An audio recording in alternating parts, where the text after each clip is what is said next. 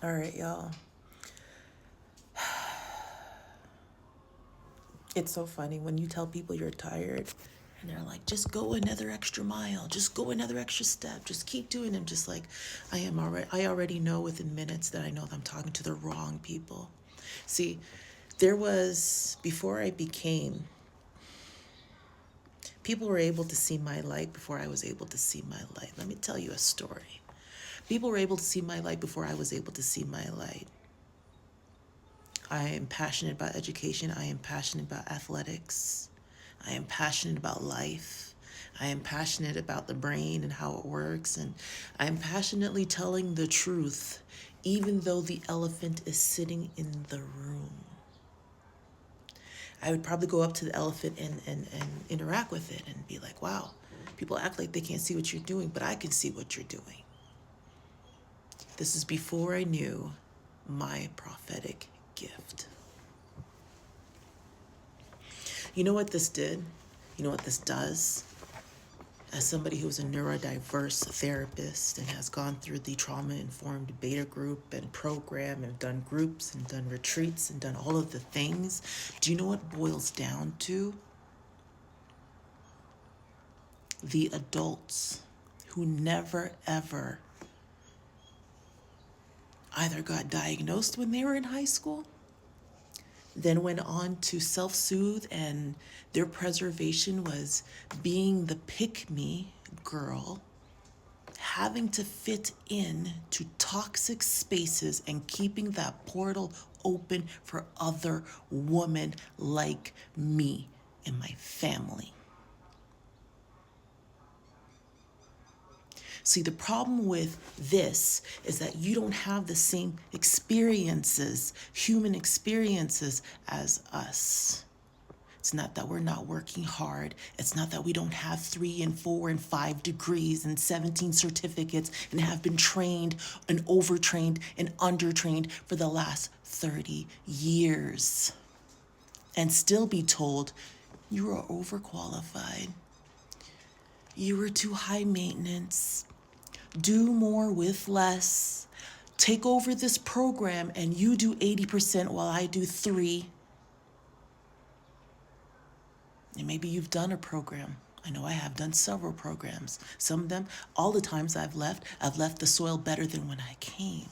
But when you go back to this space, of course it's not yours anymore, it doesn't belong to you. And nothing I do is me. This is by the grace of God. This is Him doing His work, and a prophet just being used and abused and exploited and all of the things. You see, when you are a nice person, and this is one of the lessons, of course, I've learned, and you guys who have been with me on this network know, I've had to be nice and quiet in some spaces that were inhumane. And we went through it together. There's always like at least 12 or 15 of us, Black Afro-Latina women, who go through this vigorous training to be just to exist. I remember speaking on this podcast about I'm just tired of existing in this space. And then the male on the other side couldn't even resonate what I was saying. What you mean you just got it? Why don't you make choices? Sometimes there are no choices. Sometimes God puts us in spaces to shift the energy, and it takes a lot of work. And we're tired, because we're the only ones who can see it. We're the only one with sight to see. We don't have enough protectors out there. I have wonderful protectors in my life. I have people who love me and love my family and love, you know what? Like, we just got a lot of love in our network. But not everybody has it, and I did not always have that. I had me. I was a safe space, even though there was a disconnect between the trauma mind and my body, which is absolutely normal, because a disconnect means that your mind is disconnected from your body. Your body can sustain and do whatever it wants, whenever it wants, however it wants. You can sculpt it, stick things in it, take things out of it. It will eventually break down, but it will keep going. And hear me when I say this. Your mind is disconnected from your body. They are separate entities. So it could be running on a program that is so severely old. It could be programmed to do only certain things, whether it be toxic, whether it be risky, whether it be saying that, oh, I am here for the kids. I take care of my kids. I give them everything. I spend all my money on them. I don't understand how they turned out like this. You don't? You don't remember when you were younger and you were beating on one child while the other child watched? That's traumatizing. While you're doing all this fucked up shit on the other side and your children watch and they come back, that's traumatizing. While your child is trying to play a sport and telling you that they don't feel safe and they don't feel comfortable and they come in home crying and not because their feelings are hurt, because that's part of the competition. I'm talking about the predatoriness that happens around female sports constantly. Can we sit down and talk about that? We're talking about predatory behavior around music and art and all of the things. We already know it's not safe to do art. It's barely safe to do sports right now. We have to create these safe spaces. And I'm going to consider myself, and I'm going to put it out there. If you made it to this point in my message, I'm so mad right now. I'm raging from the inside out. If you made it this far, please, anything that I'm saying resonates with you as a woman of color who has survived and thrived in this life and probably has, every single day I feel like I die to the flesh, and every morning I wake up to the Holy Spirit and let him do what he needs to do.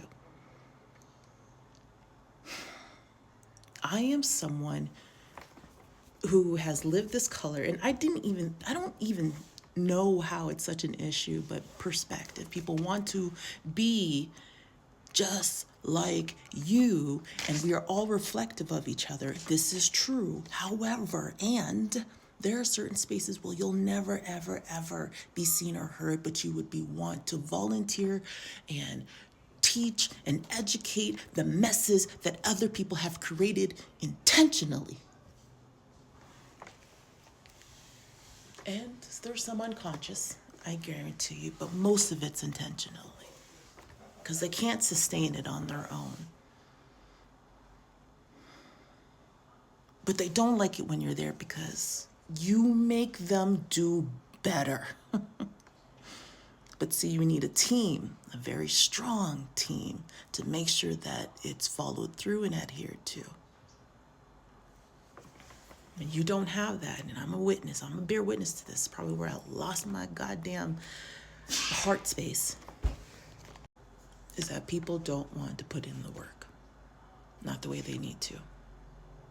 So removing myself from those situations has allowed me, A, to take care of myself and just be, for the very first time ever, no matter how poor I am, my family's set up, they're educated, they got all of the wisdom they need, they're doing good in school, they got a parent who's an engineer and another parent who is literally a doctor. We come from doctors, we come from kings and queens. Like, this shit is not fucking new. I'm mad, I'm angry, I am raging right now. Anyways, whew. I know what God was doing.